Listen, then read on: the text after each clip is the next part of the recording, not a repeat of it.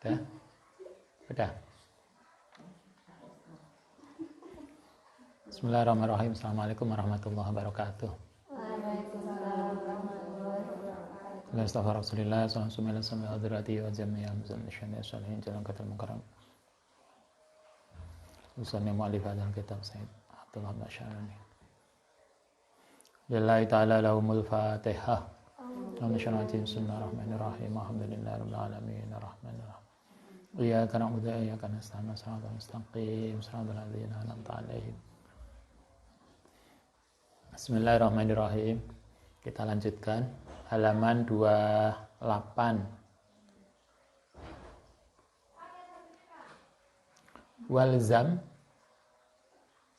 lan tepono sapa sira asumta ing diam. Kemarin uzlah, kemudian mengendalikan nafsu.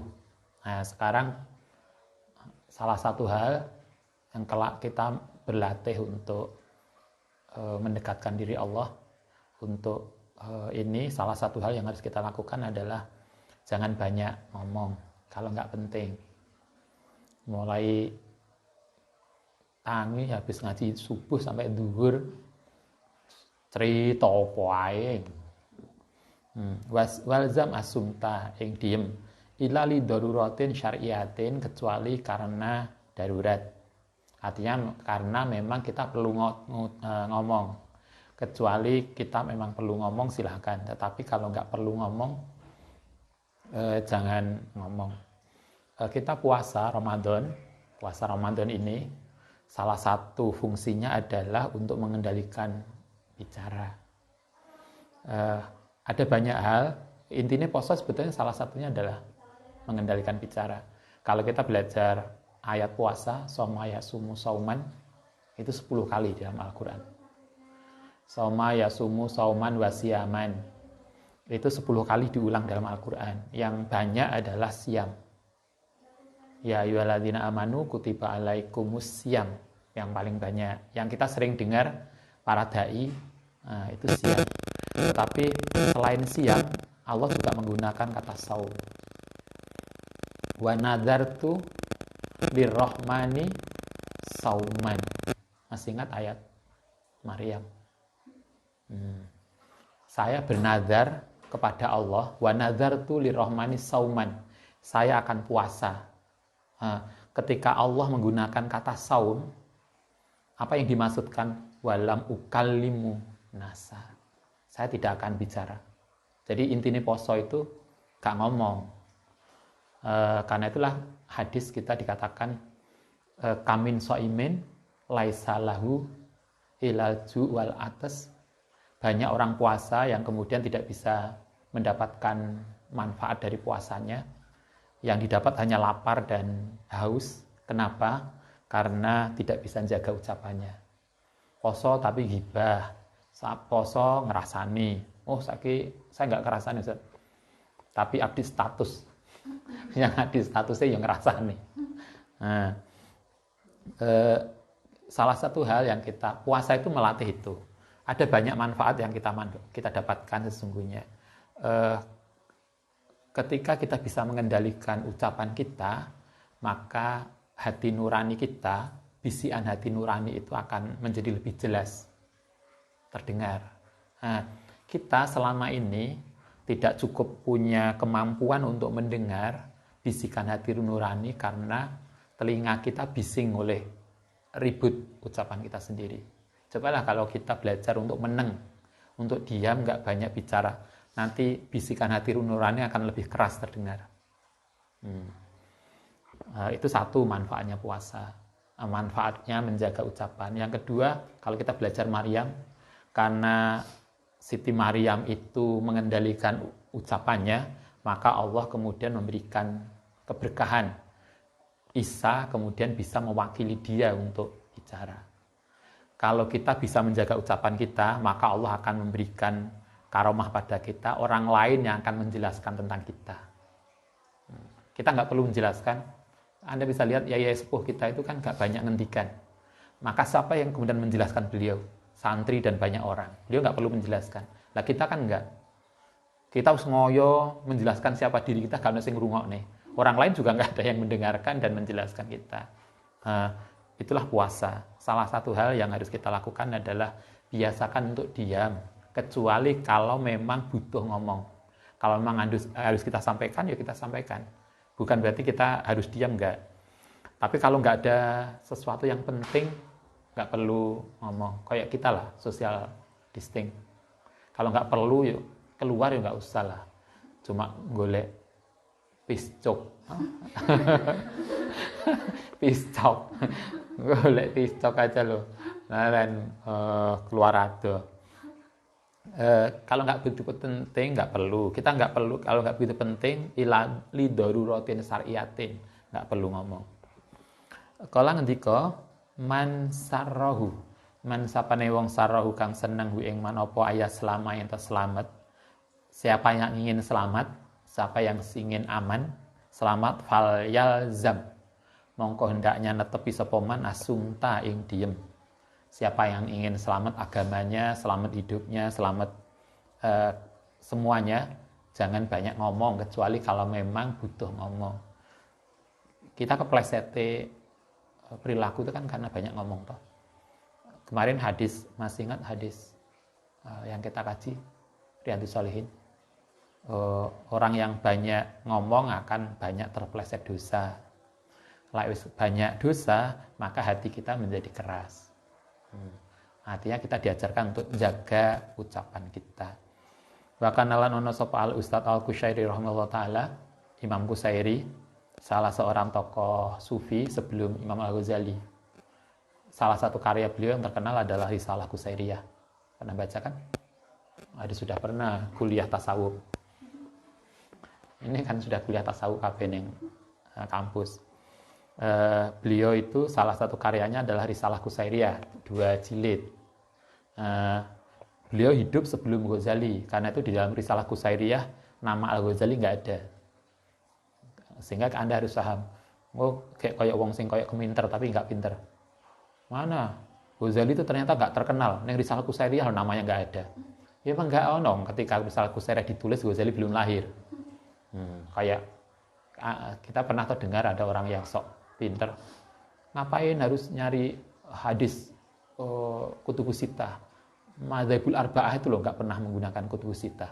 Ya iyalah, wong Madzhabul arba'ah itu sebelumnya kutubus sittah. Kayaknya pinter tapi sebetulnya enggak. Imam Qushairi ini ngendikan begini. Innama athara, yang pasti memberlakukan sapa kaum asukuta ing diem lima krono barang alamu kang ngerti sapa kaum anal kalama saat temene banyak ucapan iku minal afati, dari sesuatu yang memberikan bahaya, afat, memberikan dampak negatif. Kenapa diem itu harus menjadi sebuah perilaku? Karena para ulama tahu banyak ngomong itu adalah sumber kesalahan, sumber keluputan. Kalau kita ingin selamat, jaga ucapan kita. Lagi jaga update status, pastikan update status kita baik. Banyak tuh orang yang moro-moro diseret ke kepolisian, dilaporkan pencemaran baik, itu kan karena update statusnya nggak jelas. Kalau emang perlu update status silahkan, tapi pastikan update status kita itu benar, baik, bukan sesuatu yang nggak jelas. Suma 5. Kemudian 1, kenapa diem ini menjadi ajaran dalam tasawuf? 1, karena banyak bicara itu pangkal dari afat, bencana. Yang kedua, suma 5, kemudian krono barang fikang itu lemah min hadin nafsi. Itu adalah bagian dari dorongan nafsu. Orang yang biasanya nafsu menggunakan ucapan untuk pamer. Untuk pamer, untuk kesombongan, duwe kulkas anyar, lais nikah, handal ai nikah. Biasanya tuku apa, cerita yang koncone. Sehingga kemudian kegiatan yang mestinya baik, kayak PKK itu baik, tapi akhirnya jadi ajang pameran. Tuku gelang, pamer. Biasanya daerah tertentu ya. Sing kroncong-kroncong sak ini. Lae riyo digawe kabeh. Kalunge, gelange. Ya, silakan lah. Tetapi kalau tujuannya untuk memamerkan itu yang nggak benar. Biasanya lewat salah satu bentuk ucapan itu adalah dipakai oleh nafsu untuk melakukan sesuatu yang nggak baik. Itu kedua. Yang ketiga, wa idharus sifatil madhi, lan untuk menunjukkan sifat keterpujian, pengen dipuji orang, akhirnya menunjukkan apa yang dia miliki lewat pamer. Saiki wis gak, saiki tidak iki, langsung selfie. Nok di pamer pengen, karena kita jarang neng turu hotel, begitu turu hotel langsung selfie neng ngarepe hotel. Gitu kan. Terus nok di warung tengah sawah, lewat tengah sawah aja lu pamer. Terus apa? Sekarang pamernya tidak verbal, tidak ucapan, tapi pakai selfie. Nah, itu kan podo itu. Padahal kalau psikologi katanya orang yang sering selfie itu berarti ada gangguan jiwa. Yang apa namanya, analisis psikologinya kan gitu. Oke, itu ketiga. Wal maili yang keempat, kecondongan ilaman maring wong yumaizu kang membedakan an ashkalihi saking bentuk iman bi husnin nutki kelan baiknya ucapan. Omongan itu juga sering dipakai oleh orang-orang tertentu yang ingin menunjukkan bahwa dia itu pinter. Banyak toh orang yang kemudian ingin menunjukkan bahwa kita itu pinter, sehingga ngomong banyak. Puasa mendidik kita untuk mengendalikan ucapan kita. Mengendalikan ucapan, tulisan, yang apapun yang kemudian menunjukkan kita itu punya nilai lebih pada orang lain. Kita masih ingat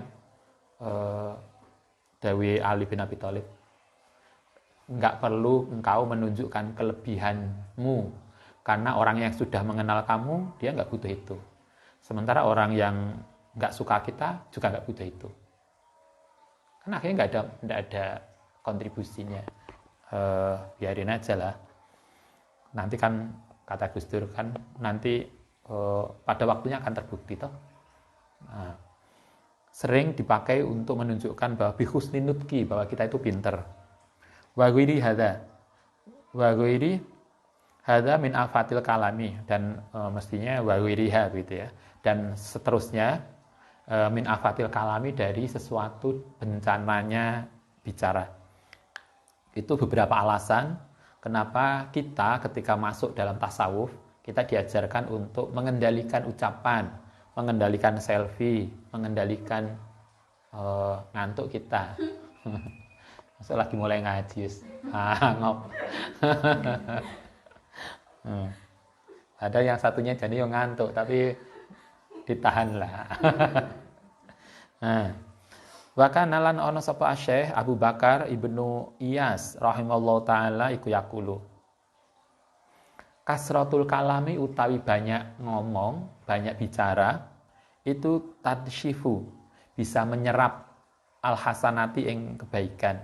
Kama tansifu, kok seperti oleh nyerap apa al-ardu bumi ba'dal ma'i ing air. Kata Abu Bakar Ibnu Iyas, banyak ngomong itu bisa menghilangkan kebaikan, seperti tanah menyerap air. Jadi cepat banget.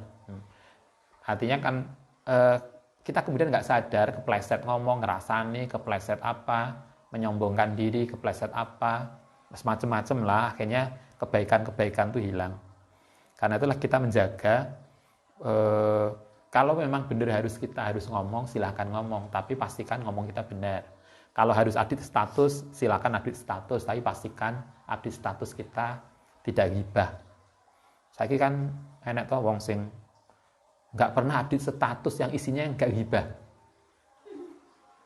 Nyinyir bahasanya. Dan yang digibah mesti pemerintah. Wis pokoknya apapun yang dilakukan kabeh salah. Apa gak ono to liyane dalam pikiran kita. Kalau kita belajar, orang-orang bijak mengatakan orang itu hanya akan bisa menyampaikan apa yang dia punya. orang tidak akan melakukan sesuatu, menyampaikan sesuatu yang dia tidak punya. Itu kan artinya kalau omongan kita itu ghibah, omongan kita jelek, ya memang yang kita punya hanya itu. Berarti kita nggak punya yang lain. Karena itulah kita belajar abdi status yang baik, omongan yang baik. Podo-podo abdi statusnya, ngapain kita nggak melakukan abdi status yang baik.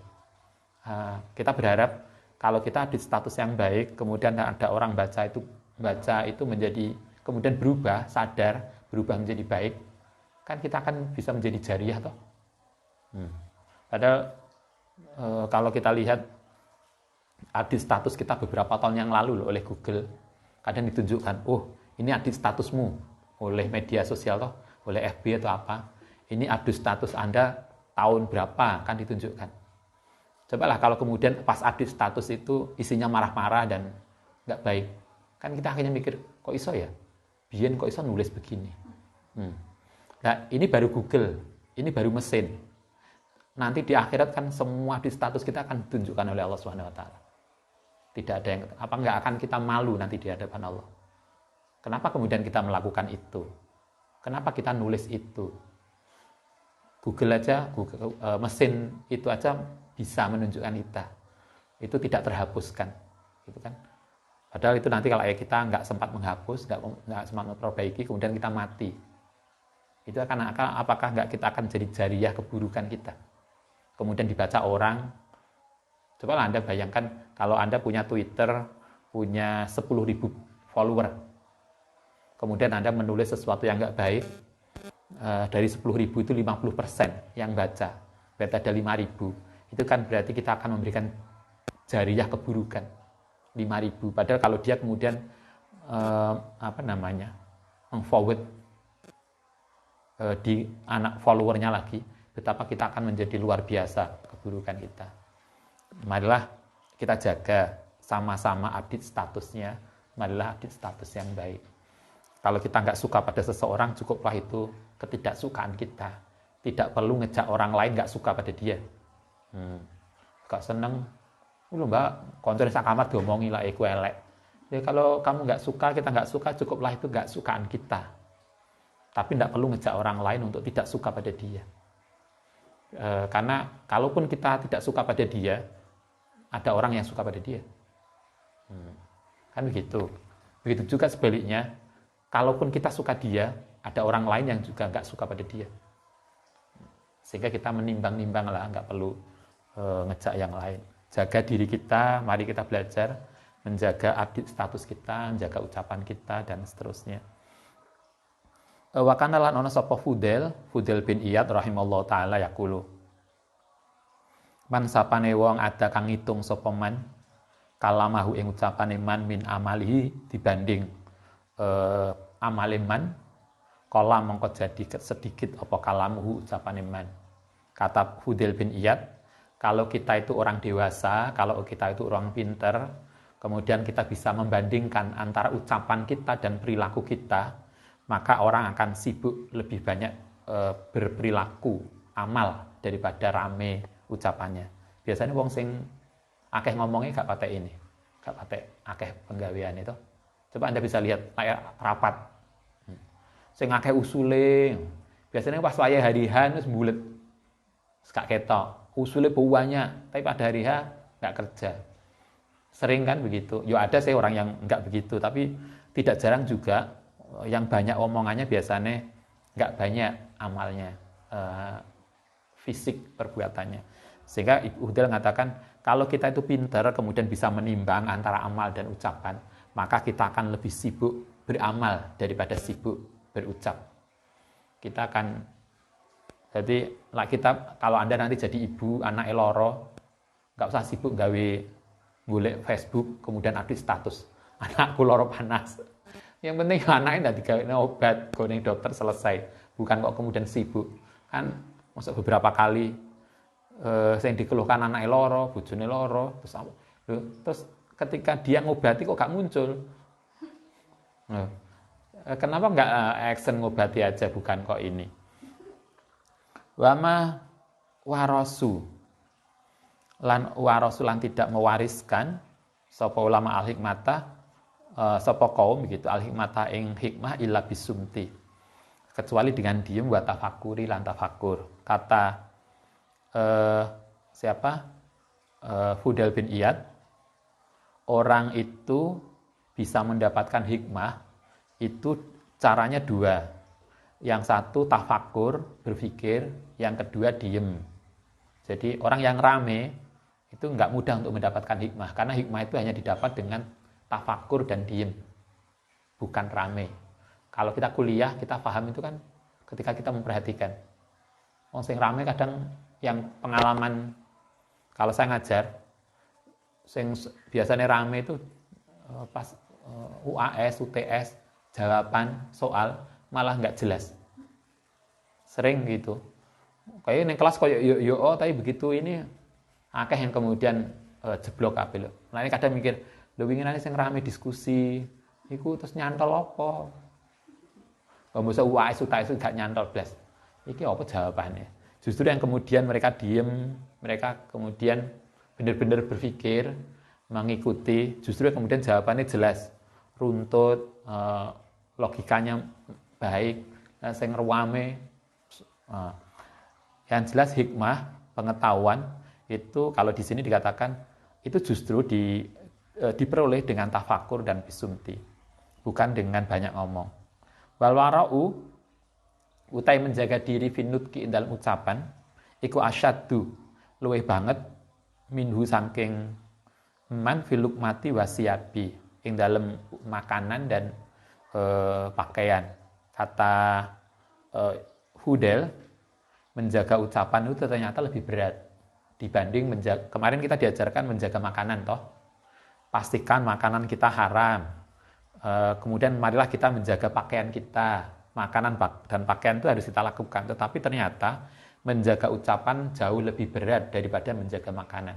Kalau kita menjaga makanan yang halal, memastikan makanan halal, pokoknya kan itu lebih mudah, kata Hudel. Jadi cara melakukannya lebih mudah. Justru yang sulit itu adalah menjaga diri dari banyak ngomong. Waqat ajma'u, lan teman-teman wis ijma' sapa ulama ana anwar rubaniyati. Sak temene cahaya rubaniyah, cahaya ketuhanan, iku tahruju bisa keluar min qalbil muridi, dari hatinya seorang murid. Idza takallama, nalikane berucap bilawin dengan ucapan lahun, main-main, guyonan.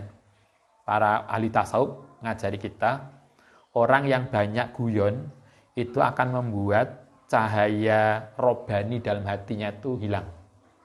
Sehingga banyak guyon itu akan lebih banyak negatifnya. Kejenian hati yang selama ini sudah kita upayakan, kita peroleh dengan susah payah, itu akan bisa hilang dari hati kita ketika kita banyak guyonan. Sehingga jagalah, mari kita belajar menjaga ucapan kita, menjaga perilaku kita. Wayasiru, mongko kemudian jadi apa kolbu hatine murid, iku madlaman, menjadi gelap. Setelah cahaya robbaninya keluar dari hati, maka hati dia menjadi gelap kembali, sehingga kemudian dia seperti pemula lagi. Artinya usaha kita, wiridan, sholat malam, macam-macam yang kemudian dari situlah Allah berkenan memberikan anwarul robbani, cahaya hati, itu kemudian hilang. Hilangnya karena kita banyak guyonan. Ya sekali-kali guyon boleh lah, enak koncone. Tapi lah terlalu sering kan, sekali-kali kemana jalan-jalan ya boleh lah, kayak bolak-balik jalan-jalan ya kan buyar. Kalau Anda sudah keluarga, sekali-kali jalan sama keluarga itu penting, tapi lah bendino jalan-jalan ya kayak entek duit. Jadi guyonan itu boleh, mulanya lah kita ngaji apa itu ta'lim kan kita juga diajarkan main musik, dengarkan musik itu boleh, karena itu sebagai apa bahasa kita hiburan lah. Ibnu Abbas ngajarkan kita dengarkan musik itu boleh karena itu hiburan. Tapi kita karena itu hiburan kita harus sadar, karena musik itu hiburan maka mendengarkan musik mestinya tidak lebih lama daripada waktu belajar. Nah, sekarang dihitung. Kira-kira waktu belajar karo ndelok bal-balan suwe ndi? Ndelok bal-balan itu pirang jam to? 2 jam. Iya, 2 jam ah. Ayo, ndelok bal-balan iku sesuwe, gak ngantuk-ngantuk. Buka laptop mbok maca lagi buka iki lho langsung turu. Ndelok bal-balan itu boleh. Anggaplah itu hiburan. Hiburan itu boleh. Ndelok apalah film di online boleh. Itu anggap sebagai hiburan. Di talim jelas dikatakan itu boleh.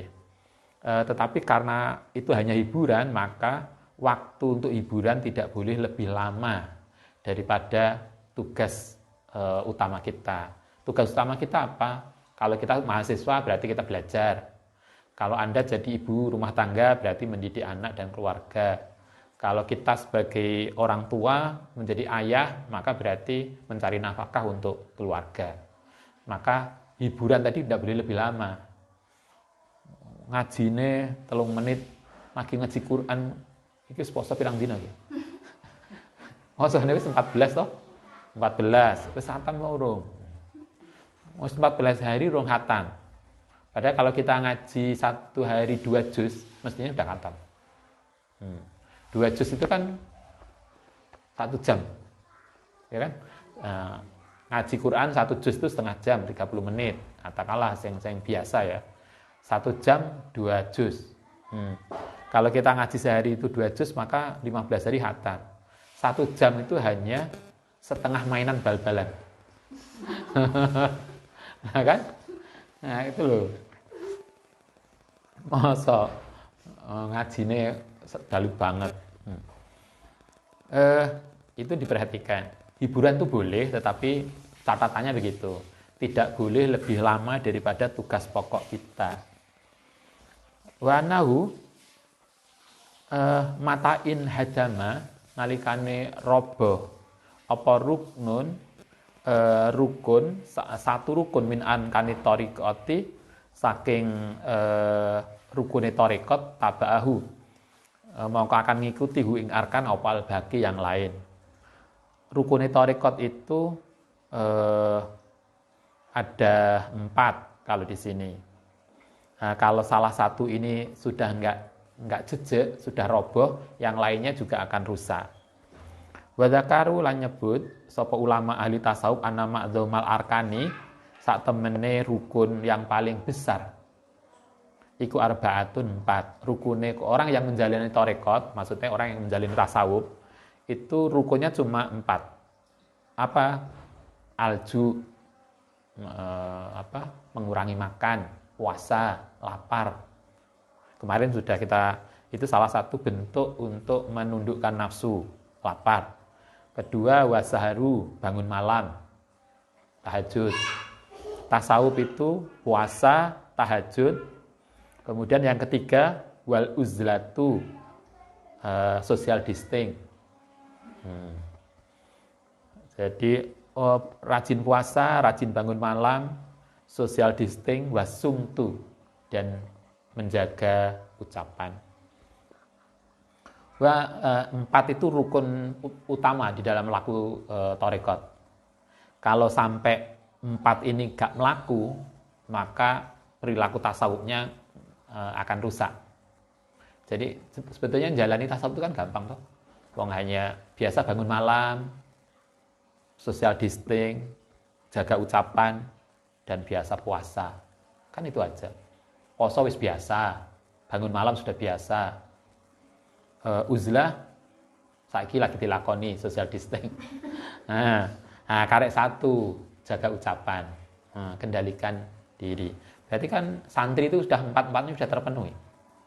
Kan sudah jadi sufi. Paling enggak belajar tasawuf. Belajar tasawuf itu kan hanya itu aja kalau di sini. Intinya belajar tasawuf itu hanya 4. Menjaga makanan, lapar, bangun malam, menjaga ucapan, dan social distancing, menjaga pergaulan. Jadi kan menjaga ucapan, menjaga makanan, menjaga pergaulan. Kan hanya itu. Plus bangun malam tahajud. Kalau kita bisa jaga pergaulan, jaga makanan, jaga ucapan, dan bengisok bangun malam, berarti kita sudah mempunyai bekal untuk menjalani tasawuf. Gampang. Jadi tasawuf itu bukan sesuatu yang wong tua, enggak. Tasawuf itu ya kita-kita. Tasawuf itu intinya kan bagaimana kita belajar mengelola hati agar menjadi pribadi yang baik, mengelola ucapan, mengelola hati dan perilaku. Kita kemarin diajarkan dalam sekolah apa sih? Karakter. Kalau di sekolah kita diajari pendidikan karakter. Pendidikan karakter itu kan sama toh, melatih kepribadian. Tasawuf juga melatih kepribadian. Karena itulah kalau kita sekolah, pendidikan karakter itu dimulai TK. Begitu juga tasawuf, karena itu tasawuf bukan urusannya orang tua. Tasawuf itu ya urusan kita. Bagaimana kita melatih menjadi pribadi yang baik. Menjaga hati dan menjaga perilaku. Kalau di sini pribadi dan hati tadi itu hanya 4 yang penting. 1 menjaga makanan, 2 menjaga ucapan, 3 menjaga pergaulan. Itu perilaku. Itu 3 plus bangun malam. Bangun malam itu untuk membersihkan, memberikan cahaya hati. Masih ingat kita diperintahkan wa minal laili fatahajjat, tahajud dari sebagian malam. Loh, Quran itu hanya mengatakan wa minal laili aja, tidak seluruh malam. Hanya sebagian dari malam. Malam itu kan mulai habis isya sampai subuh. Kita paling tahajud hanya 5 menit toh. Cik suwi ning kamar mandinya. Ning kamar mandinya ku sawe. Gak metu-metu. Salatnya mang 5 menit. Kita hanya diperintahkan sebagian aja. Itu untuk apa? Agar kita bisa mendapatkan maqamah mahmudah. Jadi kalau kita ingin maqamah mahmudah di dunia maupun di akhirat, cuma 1 aja, biasakan sholat malam. Nah, tasawuf itu hanya itu. Sholat malam, jaga makanan, jaga pergaulan, dan jaga ucapan. Wa ma zada, wa ma utai barang zada kang lebih. Ala hadhi, saking 4 ini, fahuwa iku minat tawabi. Itu hanya tambahan. Intinya dalam perilaku tasawuf yang harus kita jalankan hanya 4. Yang lain itu hanya tambahan-tambahan aja. Wang syadu, baitul wilayati utawi rumah kewalian. Wali. Kalau kita ingin jadi wali, kita jadi wali itu enak. Mulai pengen kita itu naik posisi kita menjadi wali, menjadi wilayah orang yang dekat dengan Allah. Iku kusimat, telah dibagi apa arkanuhu, rukunnya. Jadi tiang rukun, pondasi untuk menjadi wali itu sudah jelas, sudah dijelaskan oleh para ulama. Sadatuna utai gusti kita, para pemimpin kita fihi ing dalem ini, baitu wilayah iku minal abdali saking wali-wali abdal. Para wali abdal setelah ngajari kita untuk bisa menjadi orang yang dekat pada Allah, menjadi wali, itu rukunnya, pilarnya itu sudah jelas. Ada 4. Apa? Iku 1, mabainah somtin, diem, sumti, menjaga ucapan. 1. Waktizalin, lan social distinct, menjaga pergaulan. Daiman selamanya. Walju'u, dan menjaga makanan. Lapar. Wasahru, dan bangun malam. Jadi rukunnya wali, 4 hal yang harus kita lakukan untuk bisa dekat pada Allah, menjadi masuk di dalam lingkaran kewalian. Itu 4. 1, jaga ucapan, jaga makanan, jaga pergaulan. Kemudian ditambah 1, lakukan sholat malam. Fa'lam dalika. Nah, itu sumti. 4 rukunnya jadi wali. Kita lanjutkan. Wala tatruk, lan ojo ninggal sapa sira qiyamal lail, ing qiyamul lail, bangun malam. Lah bangun malam jelas lah, wis pasti. Apa maneh lek kate turu ngombene akeh. Kan mesti bangun. Paling enggak ke kamar mandi. Kalau sudah ke kamar mandi, usahakan wudu kemudian sholat. Kayak santri jelas lah. Mesti kan eman banget toh turu maneh. Kayak jam piro, Mbak? Jam 2. Subuh iku jam 4 ya. Turu maneh lah. Nah, kalau tahajud itu lebih baik setelah tidur. Tapi lah tidurnya malam, sudah lewat jam 12 baru bisa tidur, ya gak apa-apa tahajud sebelum tidur. Karena lah jogo, misalnya Anda karena nggarap skripsi sampai larut malam, jam 1 cik ngetik, lah turu jam 1 kan angel atau tangi, gua kebablasan subuh, yo tahajud dhisik, boleh nggak tahajud sebelum tidur? Boleh, hanya yang paling baik setelah tidur. Tapi lah tidurnya sudah larut malam, yo tahajud aja. Sama dengan kita diajari sholat witir itu lebih bagus nanti setelah tahajud. Tapi lain nanti malam gak iso tangi, kita dalam riwayat hadis Abu Hurairah diajarkan witir aja setelah sholat isya. Setelah jamaah isya witir. Boleh, ya boleh. Misalnya kalau gini kita habis tarawih witir 3. Karena kita sudah 3, nanti malam setelah tahajud pengen witir maneh, ya witir aja. Prinsipnya witir itu ganjil, semalam itu ganjil. Jadi totalnya harus ganjil. Karena itu sekarang sudah 3, maka nanti malam Anda boleh witir harus genap. Nanti malam kok ganjil, saiki ganjil kan jadinya genap. Prinsipnya witir itu satu malam ganjil totalnya. Sehingga sekarang 3, nanti nambah 8. Loh, kan 11 toh. Loh, masa witire 8 traweh mana iki? Lah ning jamek kan jamek setiap malam likuran ya. Itu kan witirnya 11 itu pun setelah tengah malam. Kalau Anda di Masjidil Haram witirnya kan nanti setelah jam 12. Jadi saya sekarang tarawih aja, coba nanti lihat. Dulu nemuin enggak Tante? Enggak. Gimana? yang umroh Ramadan kagak ero. Loh, coba lihat TV nanti.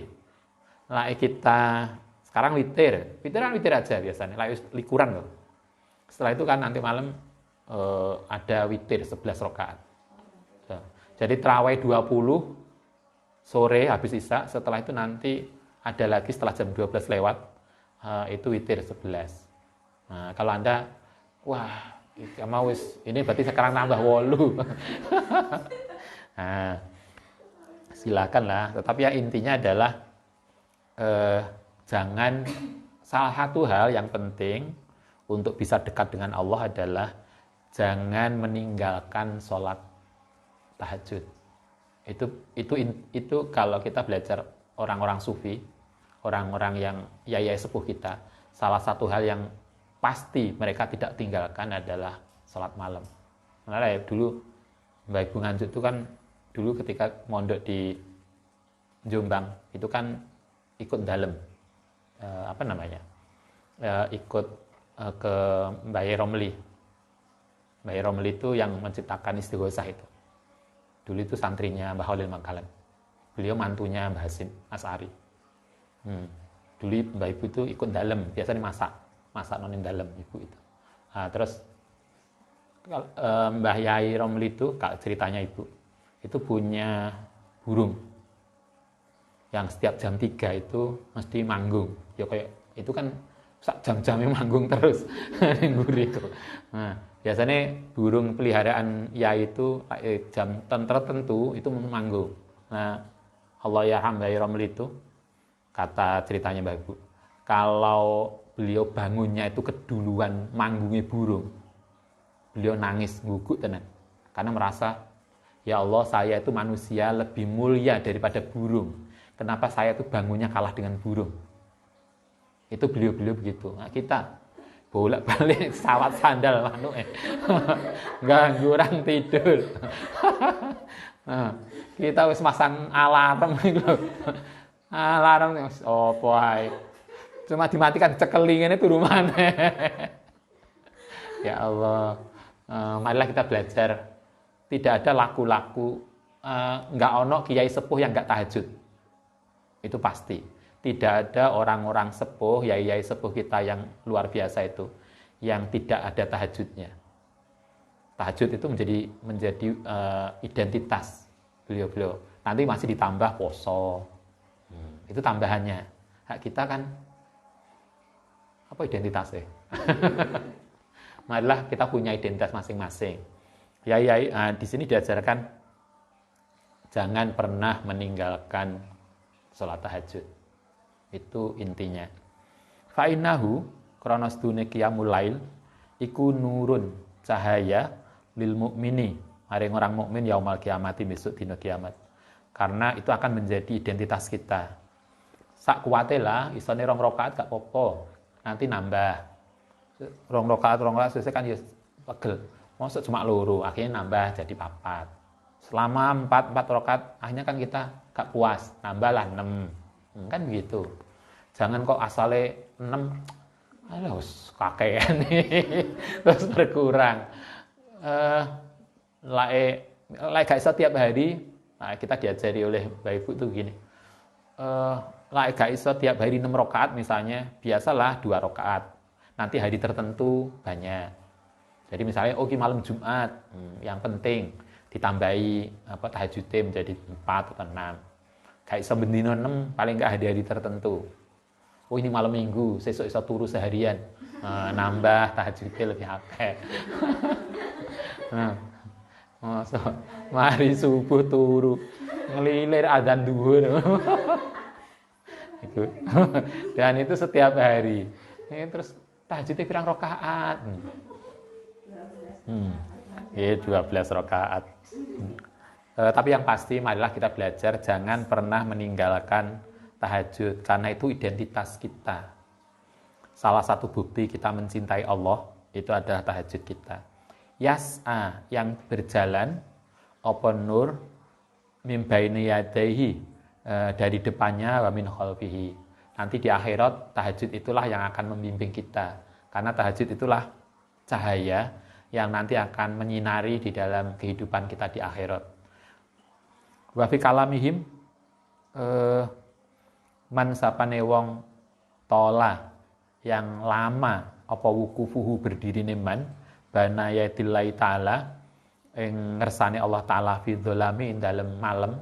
Kata para ulama begini, siapa yang tahajudnya itu lama sabata mongko bakal netepno sapa Allah qadamaihi ing kedua kakinya alas sirati ing atase siratal mustaqim yauma tazalzala ketika tazalzala itu bergoyang apa al-aqdamu kaki. Nanti kalau lihat siratal mustaqim itu banyak orang yang kemudian terpeleset dan jatuh. Nah, salah satu orang yang insya Allah tidak akan terpeleset dari siratal mustaqim adalah orang yang biasa diri untuk tahajud. Orang yang tahajud, sabatallahu qadamai. Insya Allah kakinya tidak akan terpeleset dari siratal mustaqim. Artinya semoga kita dengan tahajud kita, dengan sholat malam kita itu lewat siratal mustaqim menjadi mudah. Waqad rawa sapa muslimun, Imam Muslim fi sahihihi, ing dalam hadis sahih Imam Muslim. Afdhalus sholati utawi sebaiknya salat ba'dal maktubati setelah salat maktubah iku as-shalatu salat fi jawfil laili, salat malam. Paling baik itu salat wajib 5, itu benar. Salat wajib itu enggak ada yang ngalahkan, itu paling utama. Nah, setelah salat wajib itu salat tahajud.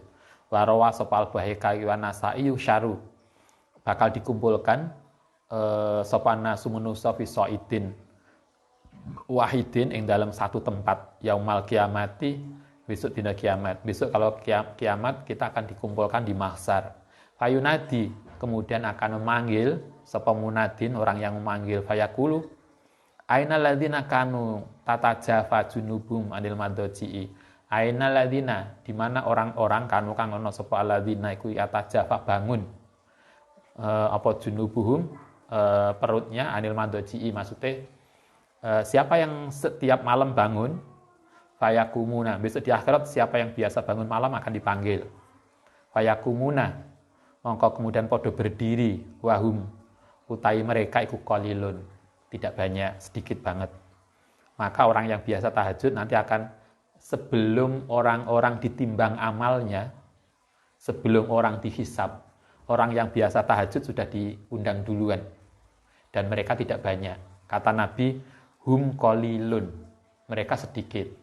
Kita bisa lihat di antara kita, teman-teman kita, santri, berapa orang yang biasa rajin tahajud? Nggak banyak. Karena itu mereka mengatakan hum qalilun fayadkhuluna, maka padha masuk sapa mereka aljannata ing surga bighairi hisabin, kelan tanpa hisab. Jadi mereka akhirnya masuk surga duluan tanpa hisab. Itu karena barokah tahajud. Sumayuk maru, kemudian diperintahkan bisa irinasi kelawan manusia yang lain ilal hisabi, maring hisab. Nah, jadi sebelum dihisab, hisab itu belum dilakukan, orang yang biasa tahajud sudah dimasukkan surga duluan. Marilah kita usahakanlah sekuat tenaga untuk tahajud, walaupun hanya 2 rakaat. Like gak iso tahajud, paling enggak gugai koncone tahajud. Mbak, kan paling enggak mending toh. Mbak sampean tahajud, Mbak. Moga-moga aku gugai untuk pahalane kalau wong tahajud. Nah, lumayan, karena kita enggak sholat, Anda enggak sholat. Lagi halangan gak sholat, paling gak gugai koncone untuk sholat. Ya semoga dengan gugai kita termasuk orang yang pahalanya podo. Nah, Anda nanti nikah karena Anda tidak sholat, jangan lupa suaminya digugai. Mas, ini wae tahajud, Mas, sama sholat. Jangan lupa saya didoakan. Nah, kan begitu. Jangan kemudian gak sholat terus melungker gak ngopeni.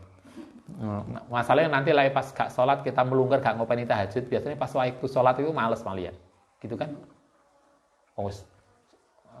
Haite 2 minggu, gak sholat 2 minggu kan itu luar biasa. Kayak jadi biasa akhirnya wis kan gitu. Paling gak gugai lah. Rawa sopatur mudi rahmallahu ta'ala alaikum natapono ing atase sira biqiyamil laili. Kata hadis lagi, pastikan untuk lakukan sholat tahajud. Fa innahu krana sak temene qiyamul lail iku dak busolihin, perilakunya orang soleh. Qoblakum, sebelum kita, semua orang soleh mulai Nabi Adam sampai kita sekarang itu salah satu perilaku utamanya adalah tahajud. Sehingga kalau kita ngaku wong soleh kok gak tahajud, itu nonsen, itu bohong. Tanda orang soleh itu tahajud. Nggak ada orang soleh yang tidak tahajud. Itu satu. Yang kedua, wakurbatun, lan mendekatkan ila rabbikum. Fungsi tahajud itu satu, identitas orang soleh. Yang kedua adalah sarana untuk mendekatkan diri pada Allah. Tahajud itu bisa mendekatkan diri pada Allah. Sehingga kalau kita ingin dekat pada Allah, tahajud. Itu 2. Yang ketiga, wa mukaffiratus sayyiati, lan menghapuskan kesalahan. Dosa-dosa itu insya Allah akan terhapuskan dengan tahajud. Walaupun mungkin kita tidak memohon ampun, tapi dengan tahajud itulah kemudian dosa-dosa itu menjadi terkikis. Wa munhatun anil ismi, dan mencegah dari dosa. Jadi salah satu fungsi tahajud adalah mengendalikan diri kita untuk menjadi tidak jatuh pada dosa. Sama dengan fungsi sholat, tanha anil fahsya wal munkar. Sehingga kalau kita ingin jauh dari dosa, maka biasakan tahajud. Fungsi tahajud itu satu, identitas seorang soleh. Yang kedua, bisa mendekatkan diri pada Allah. Ketiga, menghapuskan dosa-dosa. Yang keempat, bisa menjaga kita dari perilaku dosa. Fungsi tahajud luar biasa. Fi riwayatin Tabarani, wa mutridatun, kan menjadi penolak lidai maring penyakit anil jismi. Tahajud itu membuat kita sehat. Tahajud itu membuat penyakit hilang dari kita. Anda tahu apa namanya riwayat Kanjeng Nabi itu? Kanjeng Nabi itu kan nggak pernah sakit karena tahajudnya kuat. Lah kita pengen sehat, biasakan tahajud. Anda bisa lihat ya sepuh kita loh, wes sepuh kan sih semangat, si fisiknya lo kuat banget. Padahal adalah umurnya kan, coba lagi ya sepuh di pondok-pondok salaf itu kan yuswane usia beliau itu kan udah sepuh, tapi semangat hidupnya, fisiknya kuat. Kenapa? Karena beliau sehat. Kenapa kemudian bisa sehat walaupun usianya segitu? Salah satunya karena mungkin beliau nggak pernah meninggalkan tahajud. Rawaya Ibu Abidunya Al-Baihaqi asyrafu ummati, utai mulyane umatku, umat Islam yang mulia itu ada dua kata Nabi. Satu hamalatul Quran, orang yang hafal Quran. Hamalatul Quran itu orang yang hafal dan melakukan Al-Quran. Satu, wa ashabul laili, kan orang yang biasa bangun malam. Ashabul laili itu bukan orang yang begadang loh ya. Ashabul laili itu kan makna asalnya kan orang yang mempunyai malam, begadang malam hari. Jadi bukan begadangnya, tapi bangun malamnya, sholat tahajud. Orang yang bangun malam saja tidak tahajud, itu aja bisa mendapatkan karomah yang besar. Kalau Anda pengen, Ustaz saya pengen iso ketok barang-barang gaib, nggak usah tahajud iso. Biasakan tidak tidur sebelum jam 12. Itu barang-barang gaib itu bisa kelihatan. Nek opo lewat ketok. Itu hanya nggak usah wiridan, nggak usah apapun, hanya melek bengi, tidak tidur sebelum jam 12, itu iso mendapat karomah begitu. Apalagi kalau Anda bangun tahajud. Tapi jangan kemudian tahajud ben ketok, bukan. Karena tahajud itu bukan untuk itu. Tahajud itu untuk Allah Subhanahu wa taala, bukan untuk ben ketok. Tetapi saya hanya ingin menunjukkan melek bengi aja tanpa tahajud itu orang bisa mempunyai kelebihan. Apalagi kalau kita tahajud. Warawa sopa Tabrani fil kabiri man sapane wong bata kang semalem-malem lailatan fijifatin ing dalem fihifatin ing dalem ringan minato ami wasyarobi. Siapa yang malam harinya mengurangi makan, mau tidur nggak makan, maksudnya minato ami, saking makanan, jadi gak mangan, gak turu, kemudian karena menjelang tidur gak mangan, gak minum banyak, maka kemudian bisa bangun mudah. Kita apa kok gak bisa tangi-tangi? Gimana wong kate turus, goreng iki, goreng iku. Lah gimana bekale sak empreng. Kate turu nggawa bekal sak empreng. Akhirnya gak ini. Yusolli mongko kemudian salat tadarokat, mongko kemudian mengintari haulahu ing kiwa tengene man opal hururin bidadari hatta yusbiha, sampai pagi. Kata Kanjeng Nabi, siapa yang mau tidur mengurangi makan kemudian iso salat malam, maka ketika salat malam orang itu akan dibarengi oleh bidadari. Baik, kita lanjutkan besok. Assalamualaikum warahmatullahi wabarakatuh.